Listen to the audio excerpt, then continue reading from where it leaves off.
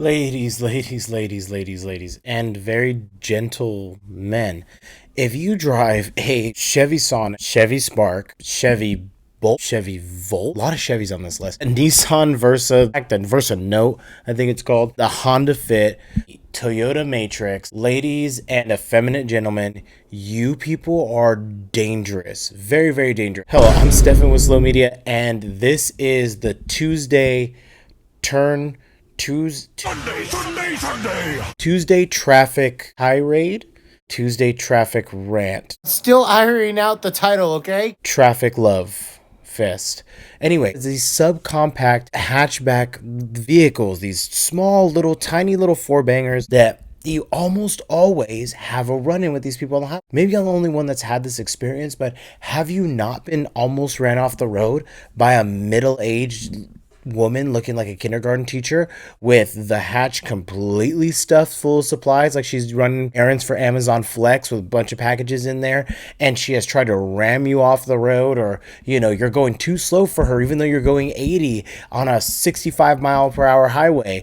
Like you're gunning it already as it is, but here comes a little, I don't know, like a little petite person or a young college student, young girl driving in a 1.4 liter Honda Fit, just barreling down the highway and expecting you to get out of their way, right along with the road raging Priuses. Is it me? Am I the only one who has experienced this? Because it is incredibly frustrating, and it is scary to say the least, because at the end of the day, it's like even if you have like a compact, you have an economic sedan, let's say you have just a Honda Civic or you have like a Toyota Corolla, you're not going to ram into those people because that is a coffin on wheels. You're not going to go out of your way. Like, I'll just pay my insurance deductible and I'll just hit them and I'll just like tap them on the side. Like, you're not going to do that. Like, big rig truck isn't going to do that because it'll literally lift that car up and carry that person to their grave. It is over. I've seen it happen. I've seen a semi truck make a right hand turn and didn't see this little ladybug looking, Fiat L or whatever the heck it is. You took an L buying a Fiat. What are you doing? This 500L, whatever it is, the little tiny little Mini Cooper looking. Yeah, just chilling there in the right hand turn lane.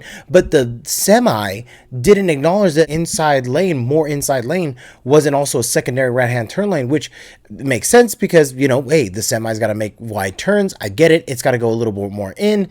And granted, that Fiat owner did pull up after the semi, but it's like, how scary is that this semi is just making a normal right hand turn? There was nothing that Fiat could do. It was just in a right hand turn lane by all intents and purposes. Like, the Fiat was okay, like, hey, like, I'm in a right hand turn lane, yeah, there's a semi right here, but their blinker isn't on, which it wasn't, by the way. The semi's blinker was not on. So even pulling up, how would she have known that was the intention of the semi being in the a little bit innermost lane, because it's a right hand turn lane on the signal, and then the one just next to it? How is she supposed to know that, oh, this guy's going to end my, whole career today and take off the hood of my vehicle and then carry me 50 yards before he realized, oh my God, I'm dragging dead weight. Dead weight being the unalive person in the Fiat that's behind me.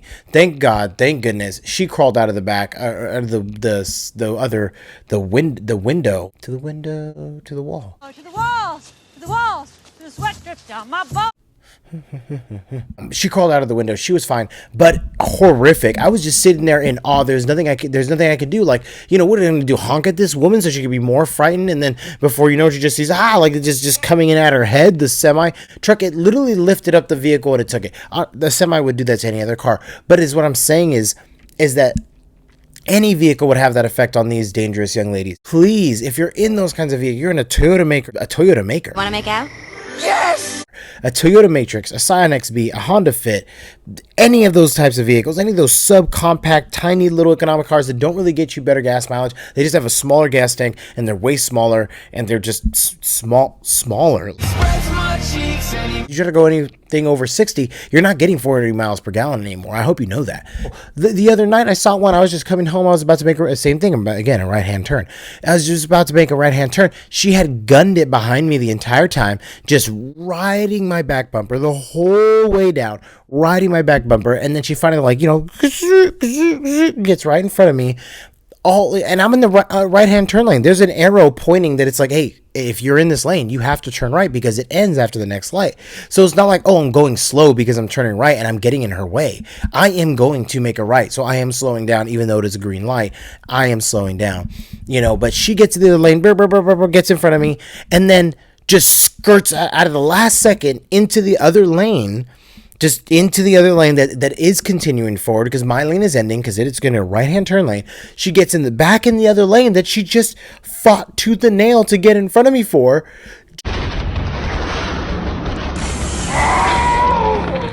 Just to continue to go straight. It was a red light. Just because you're a tiny little car doesn't make you invincible to other vehicles. It doesn't mean you can just like Danny Phantom phase through the freaking cars. He's a phantom. And the same thing on the other side of the road when I left home again for the gym, and there's a Toyota Matrix right there with no back bumper, with a huge dent in the side of the passenger side door. You wonder how that got there? Probably from doing the shenanigans I'm about to tell you that she just did when she did it, how she did it at the four-way stop sign. I just think that that's crazy. There's a stop sign at a four-way intersection.